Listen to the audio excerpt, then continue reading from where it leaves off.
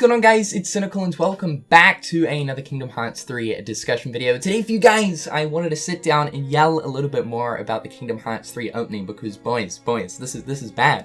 This is really bad. Ever since it got revealed yesterday, I've been watching this junk non-stop, absolutely banging out to face my fears. And I needed to talk a little bit more about this because I'm absolutely nerdgasming over the beauty of this opening. Like I was saying yesterday, Square Enix always do an absolutely phenomenal job when it comes to the CG openings for Kingdom Hearts games.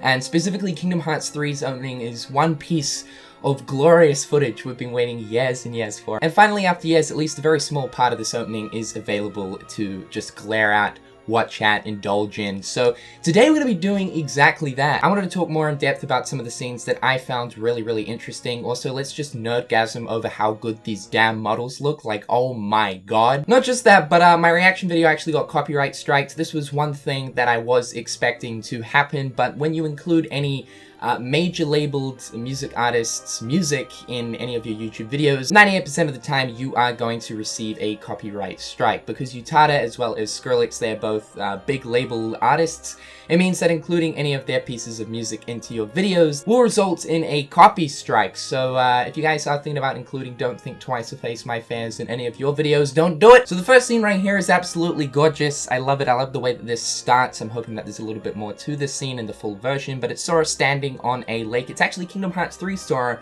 which I was surprised to see because generally we don't see the most up-to-date version of Sora in his most up-to-date outfit for that game that gets the opening. So as an example, in the Kingdom Hearts 2 opening, we don't see Sora in his Kingdom Hearts 2 outfit, just him in his Kingdom Hearts 1 outfit, as it's recapping all of the Kingdom Hearts 1 events. Now, the environment of where Sora is standing reminds me heavily of the mysterious cloud world that we saw within the Winnie the Pooh trailer.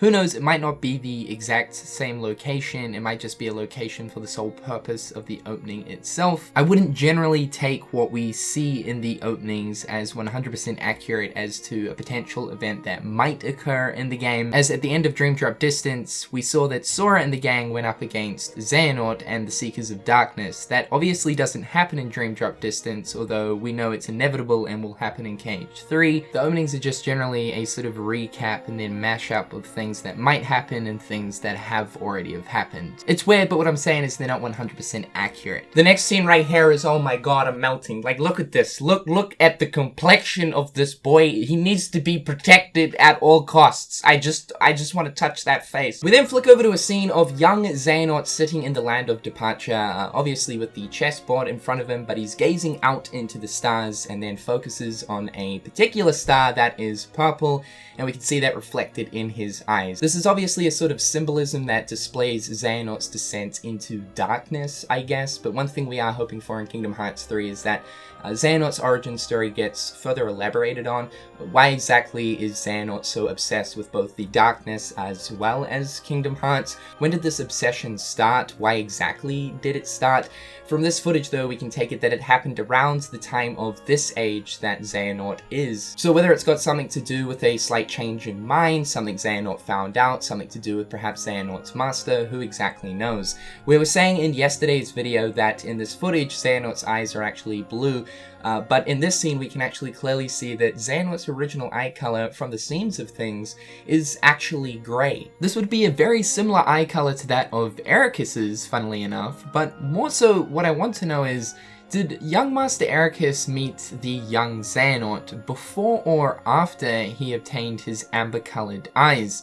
You would imagine that if Ericus met Xehanort at the point before he obtained his amber-colored eyes, Ericus in some shape or form would be suspicious of some kind of change within Xehanort. It's hard to put everything together as we don't really know the origin story and the earlier relationship of Ericus and Xehanort, but I think what this further tells us is there is that slight possibility that Xehanort is in fact a vessel of somebody else. I guess we always assumed that the amber-colored eyes were either a strong possession in darkness, which I guess is another possibility, or that Xehanort just originally always had amber-colored eyes, but now we've seen a younger version of Xehanort with a normal eye color to a certain degree, I guess, if you could consider grey as a normal eye color, then that tells us that, one, I guess this could just be some strong darkness possession, or two, he has has another piece of somebody else's heart within inside of him. Although, of course, we know that the other members who became Xehanort vessels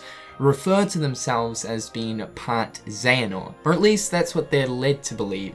I do think that there is a deeper origin to exactly all of the Xehanort stuff than we think there is. Then we get into the Birth by Sleep recap of the opening, and man, this twisted me in 38 ways from Sunday, dude. But yeah, we get to see a Lander departure being absolutely torn and shredded apart, with the interesting dark smoke Dementor effects sort of going on. We saw this in Kingdom Hearts 0.2's opening, and we're seeing this a bit again within the 3 openings, so I kind of hope that they do actually have this sort of Dementor effect going on in the game itself, and not just as like a little spunky effect for the opening, because I would really like to see, like, in some situations where we come across some of the organization members, the way in which they sort of blast into the area is via that Dementor effect. That'd be super cool, you know, kudos points. Just thinking about kudos points. But this part of the opening displays the tragic events that ended up happening to the Birth by Sleep trio, with Terra being consumed by Xehanort, Aqua chucked into the realm of darkness, and while Ventus going into like a 10-year coma due to him losing a piece of his heart. It's a pretty damn tragic ending, and it's even sadder that in these still moments of the opening right here, we can see Aqua reaching out for her friends, and then the same can be seen with Ventus as well. Gah! Then we get another scene of Xehanort playing more moves on the chessboard with some interesting red lightning going on in the background. A very nice aesthetic and visual, but a lot of what this opening is Xehanort playing his different moves on the chessboard and showing exactly how these different moves have impacted the different characters throughout the Kingdom Hearts series so far. In a way, they are essentially connecting the moves that Xehanort plays to the tragic events and different things that have happened throughout the series, which is a really interesting way of doing the opening opposed to having a full-on recap of sorts. They've sort of intertwined it with what's happening on the chess game right here. We don't actually get to see many plays from Ericus, well, really at all. In this opening, we don't even get to see Ericus, so I'm sort of thinking that in the full version of the trailer, there's probably going to be scenes going back and forth from both Ericus as well as Xehanort, showing the players different moves and how these moves affect certain different events. Then we get into the Kingdom Hearts 1 section of the opening, and well, my nuts got absolutely slapped from side to side because seeing this iconic running scene of Sora, Riku, and Kairi running down the beach of Destiny Islands, we get an exact same scene of this in Kingdom Hearts 1, so to see that exact same scene again, all HDified, absolutely beautiful. But this section of the opening reminded me a lot of the start of the Dream Drop Distance opening, which in a way there's actually a lot of similar scenes in the DDD opening to that of the scenes that we're seeing in the Kingdom Hearts 3 one, except they're just a little bit different. We'll talk a little bit more about these similar scenes later on, but moving over as the scene progresses, shit starts going down on Destiny Islands as it does in Kingdom Hearts 1. Darkness starts invading and Sora loses his friends. One scene that I absolutely loved was the real close-up that we got of Kingdom Hearts 1 Sora reaching his arm out to try pull in Kairi, because as we know, all the characters end up getting split up in Kingdom Hearts 1, and one of the big sort of plot points is finding and tracking down Kairi, in which we end up doing at the end of KH1. But to see that iconic reach your arm out scene, and I only just missed you sort of thing, to throw that into this, gah!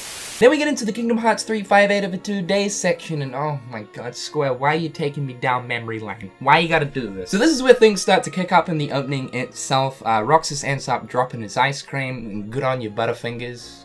You know, to firm grip, man. Come on, the way you grip that Keyblade is the way you should be gripping that popsicle stick. Xion is standing out in front of the clock tower, similar to what happens at the end of Kingdom Hearts 3 5/8 over 2 days.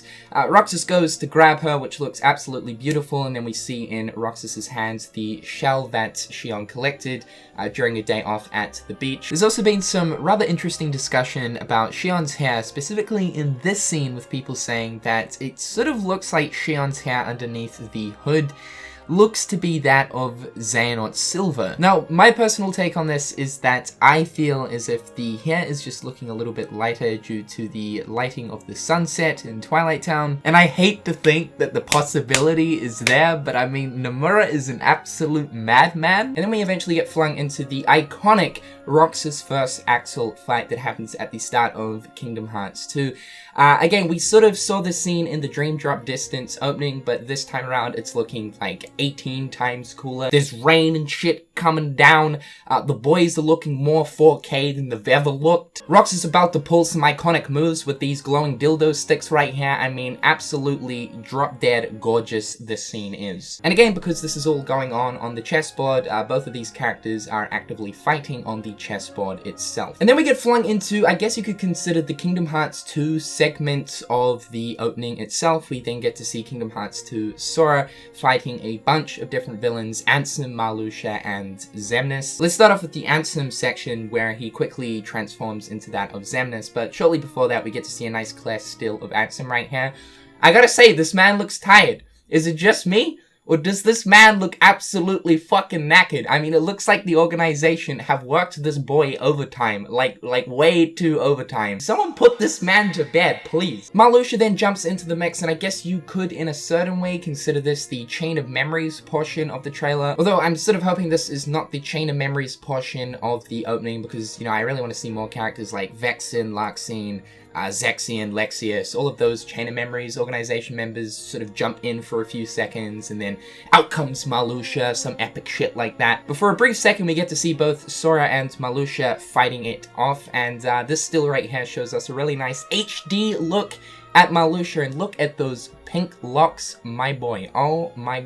The scene of Zebra Man going toe-to-toe with Sora is an absolutely epic one. We get this really nice close-up image of Sora with this really amazing blue glow going on. And then Zebra Man is also looking really, really nice. Lots of hair going on with lots of particle effects in the background. Again, a lot of glow is going on, and specifically within the sort of Ansem, Marluxia, and Xemnas fight, there's a lot of glow and particle effects, which I gotta say, I appreciate to the moon and back, dude. The more glow, the more particle effects, the prettier, right? We got Precious Boy right here, staring and captivated by the villains of Kingdom Hearts 3. If I was seeing Mr. HD Wrinkles for the very first time, I too would have the exact same look on my face. This scene right here, though, has to go down as probably one of the absolute best of the openings so far.